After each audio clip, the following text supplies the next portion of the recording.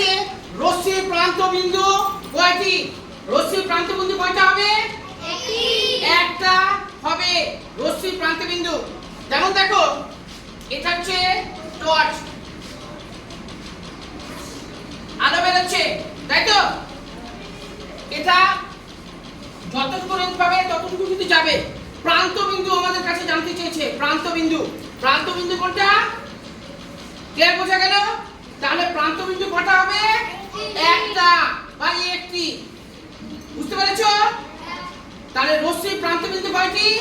একটি। কালার একটু চেঞ্জ করে দিচ্ছি। তাহলে এক নম্বরের উত্তর কটা হবে? একটি। কারো বুঝতে অসুবিধা? না। এবার দুই নম্বর বলেছে ঘনবস্তুর মাত্রা। 1 2 3 তিনটি। ঘনবস্তুর মাত্রা কত হবে? তিনটি। মাত্রা বলতে দৈর্ঘ্য, প্রস্থ, উচ্চতা। ঘনবস্তুর মাত্রা তাহলে কি? যেমন দেখো একটা বইয়ের দৈর্ঘ্য আছে, প্রস্থ আছে, আবার কিন্তু উচ্চতাও কিন্তু আছে। অর্থাৎ ঘনবস্তু আর বই একই, অর্থাৎ ঘনবস্তুর মাত্রা কত হবে? তিনটি হবে। তাহলে দুই নম্বরের উত্তর কটা? তিনটি।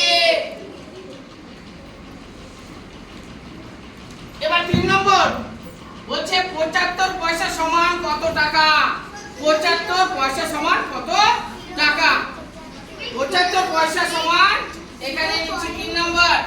3 নম্বর হচ্ছে 0.75 টাকা। কারো বুঝতে অসুবিধে? এবার 4 নম্বর প্রশ্ন বলছে সব থেকে ছোট মৌলিক সংখ্যা কোনটি? 2 না 2 হবে। সব থেকে ছোট মৌলিক সংখ্যাটা কি হবে? 2।